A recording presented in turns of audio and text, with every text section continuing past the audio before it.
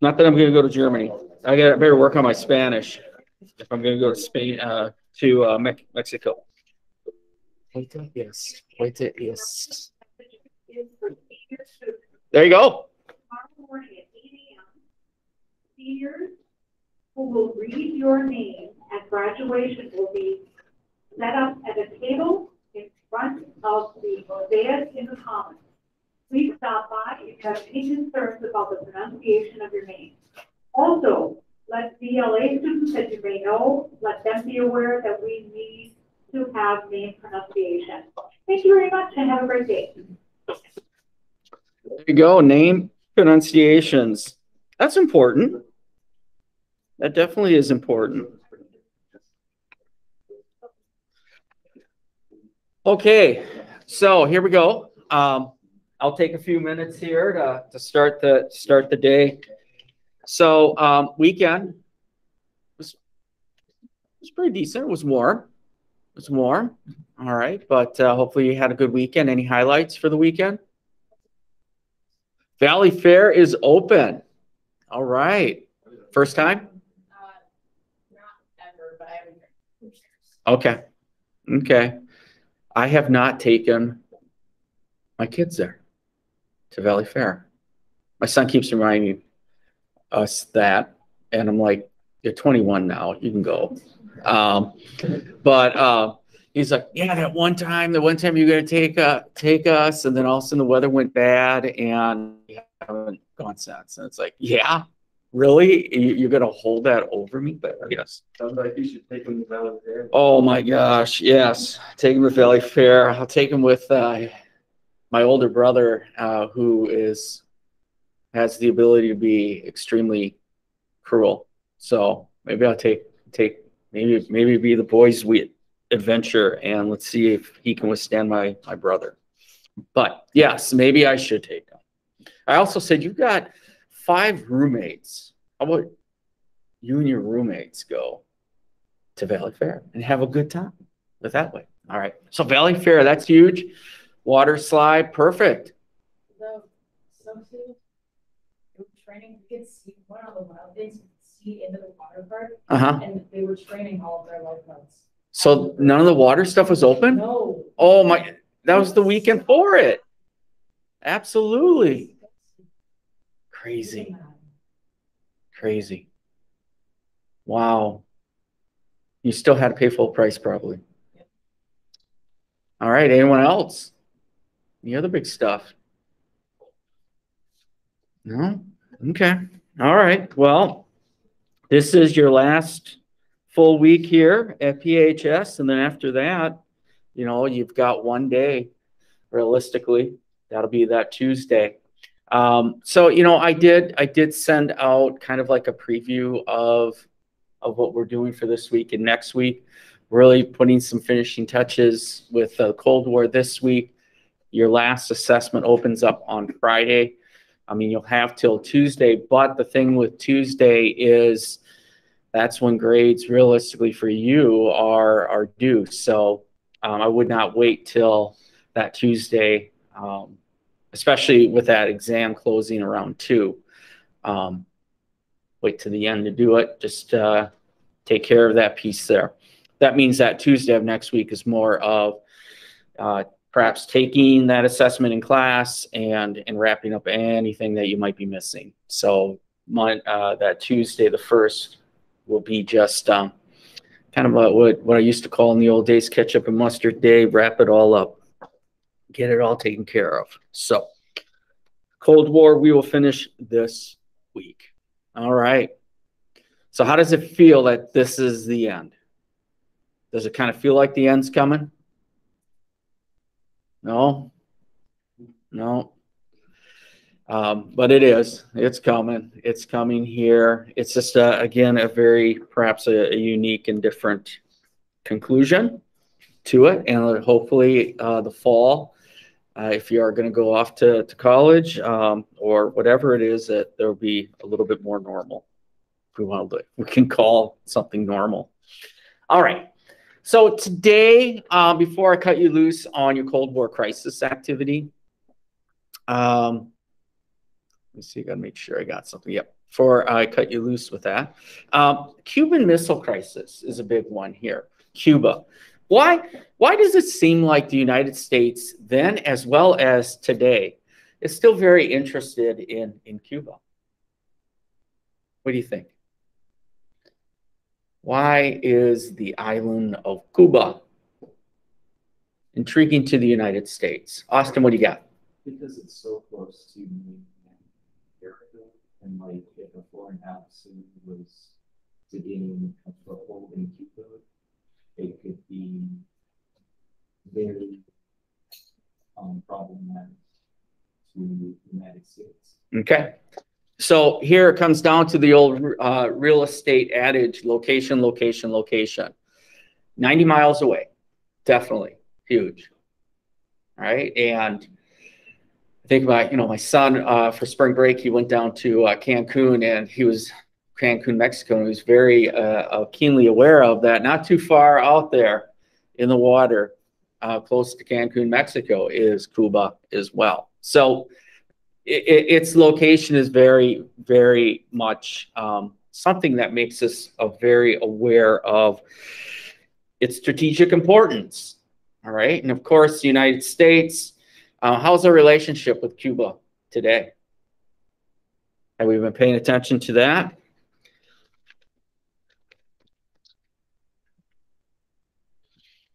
Can you go to Cuba?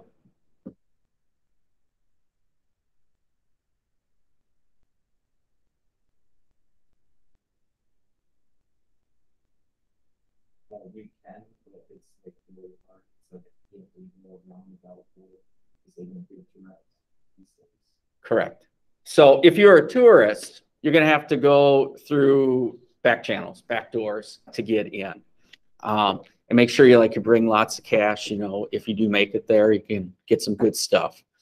$20 bills help. At least that's what my neighbor says when she went to Cuba. But if we wanted to go from Minneapolis International Airport to Cuba, we wouldn't be able to do that. Now, if you perhaps are with a humanitarian group, or you or conducting business, there's a possibility there. But you and I, we just can't decide, I want to go hang out in Havana and check out some of the old sites. Be a little harder. Especially it got harder after 2017 when President Trump had signed a memorandum kind of slowing down our normalization process with Cuba. It had been moving in a upward trajectory under President Obama, and then we put the halts on it with President Trump, and we don't know what will happen with President Biden, if he'll undo that, or no Castro is in charge of Cuba anymore. They have stepped down. Fidel, of course, had passed away. Raul had stepped down a little while ago. So we'll see how things play out there. But Cuba, I've got a little video clip here about Cuba. Cuba and the Cuban Missile Crisis, that is probably the closest we were to a nuclear throwdown. And this is one of these events. So if you picked Cuba, this is one of these game changers. And we could possibly say almost like a turning point, or getting us close to that turning point in the Cold War. So I got a little video clip here. The bomb. All right. So here, let me just mute myself.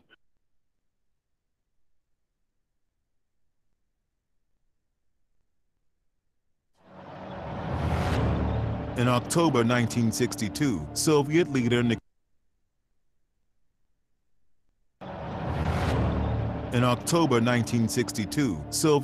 Nikita Khrushchev sees a chance to make a bold stroke in America's backyard. Khrushchev decides to put missiles in Cuba in order to change the balance of power. Even today, new details about Khrushchev's power play are still coming to light. We still don't know the full story, but it was not just the missiles. The Soviets were planning to create a massive military base in Cuba. the most powerful Soviet military base in the world. He was thinking of a remapping of the Cold War relationship. Dramatic, unprecedented. But to make it work, Khrushchev had to do it secretly. Because if the United States knew that missiles were going to Cuba, we would stop them. It almost works. But before the Soviets can complete the installation, a U.S. spy plane discovers the plan. The showdown begins with a speech. It was about 9 o'clock in the evening that they announced the speech of the president to the nation. Good evening, my fellow citizens. This government has maintained the closest surveillance of the Soviet military buildup on the island of Cuba.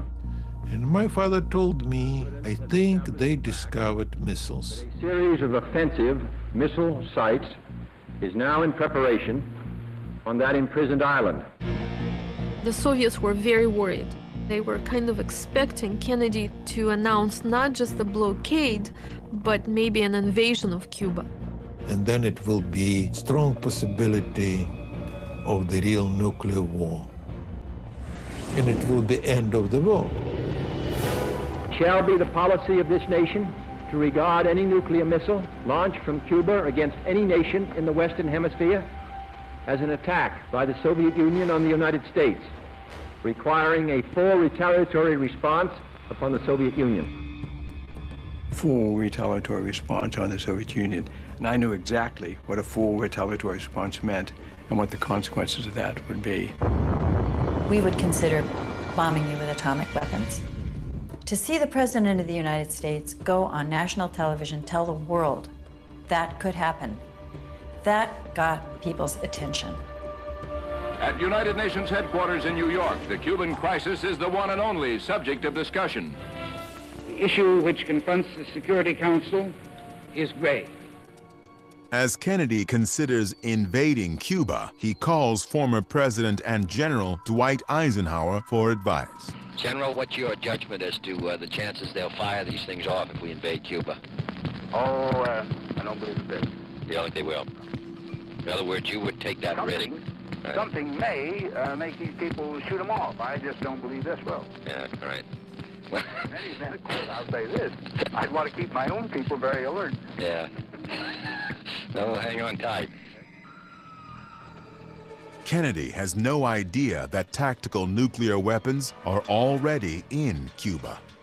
They were thinking, well, if the Americans land in Cuba, then we wouldn't have to use at least tactical nuclear weapons to repel them, and maybe even mid-range weapons. Missile officers in Cuba had authorization from the Soviet Union to launch those missiles rather than allow them to be destroyed.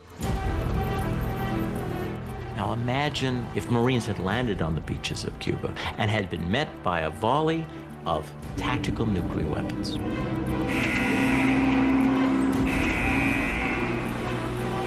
Very scary days. I truly thought we were going to war.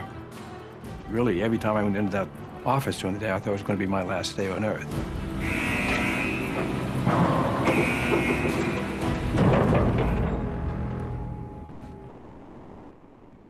In the end, Kennedy and Khrushchev both stare into the nuclear abyss and step back. Two leaders took control of this crisis. They decided, no, we will not start the war, we will try to resolve this diplomatically. There is a great story of nuclear learning here. When they realized what the consequences could be, Khrushchev really changed his position in a radical way, very quickly. Khrushchev withdraws the missiles. In return, Kennedy secretly agrees to remove U.S. missiles along the Soviet border. Cuban Missile Crisis was a much closer call than I think people to this day really realize.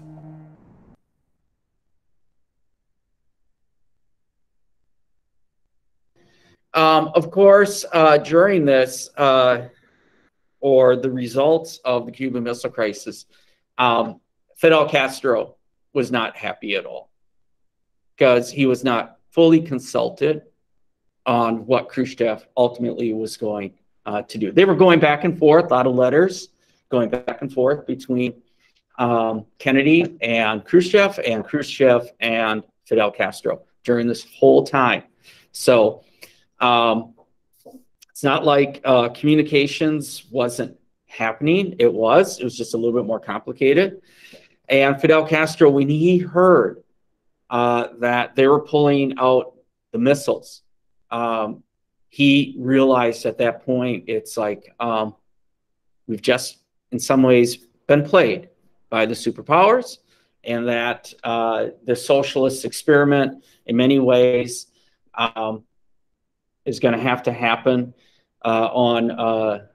through Castro and Cuba's efforts, and the cooperation with the Soviets has been hurt, but they'll still maintain that economic special relationship. That's huge. Any quick takeaways here when we look at this Cuban Missile Crisis? I mean, there's a lot of unknowns. I mean, for us in the United States, what didn't we fully know? Just in that little clip kind of highlighted, what didn't we fully know about what was going on in Cuba?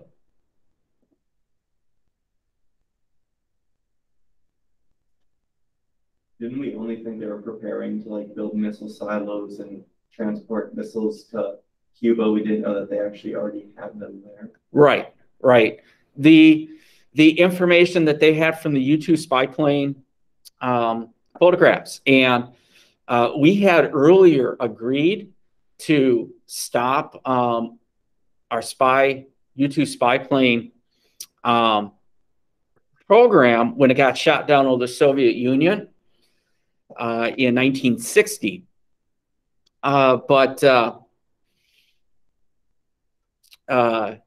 We re-upped it, and one could say luckily we did, because we want to avoid a technological Pearl Harbor kind of thinking here. We don't want another Pearl Harbor, not technological Pearl Harbor, but another Pearl Harbor from happening.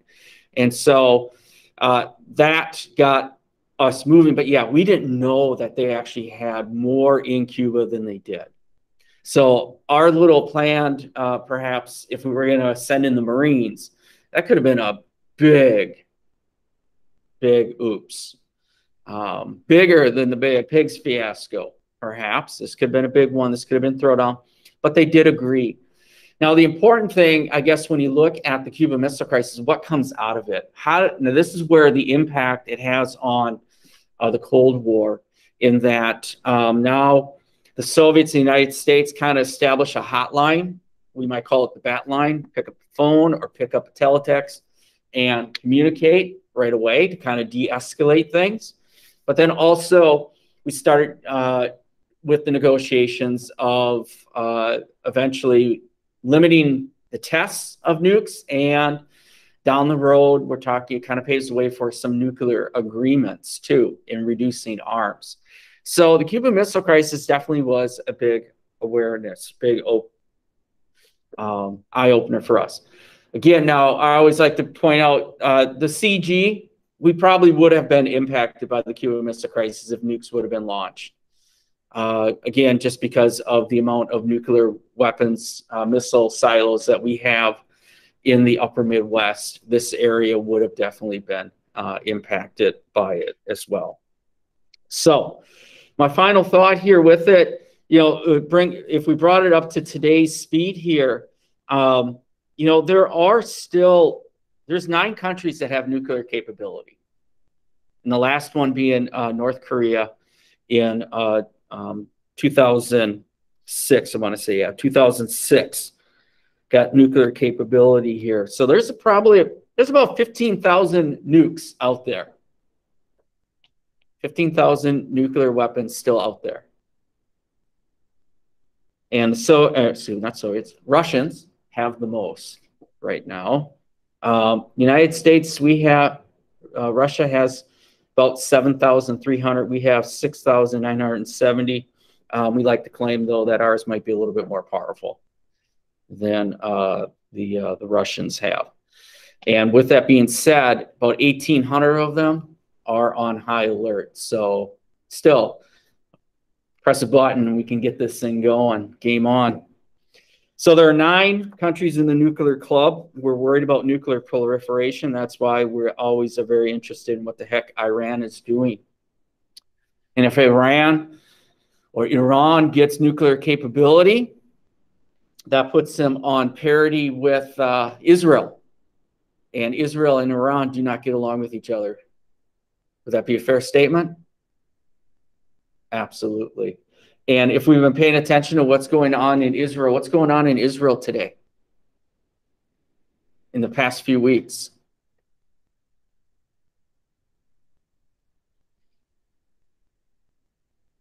Israel and the Palestinians in Gaza have been going at each other. Now, the Palestinians are led by a group known as Hamas. And Hamas does get economic and military assistance from Iran.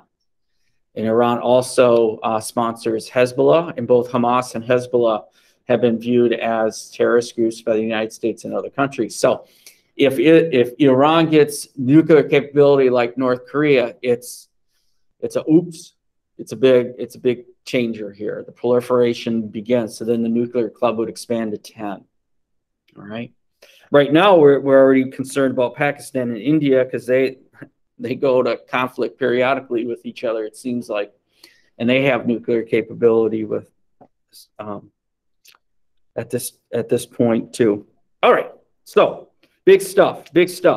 So like I said, Cuban Missile Crisis, it's a big one. It's a big one. All right, any final thoughts?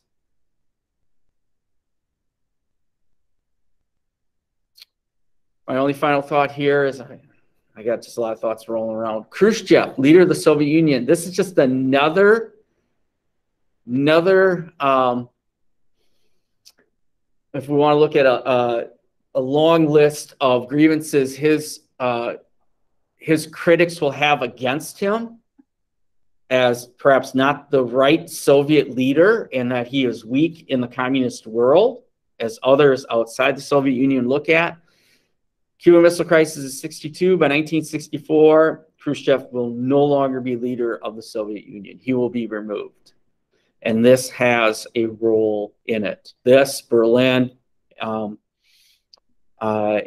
how he is handling the economy as well, is going to cause him to be removed as Soviet leader. So he's the only one of the Soviet leaders that is removed by the Politburo.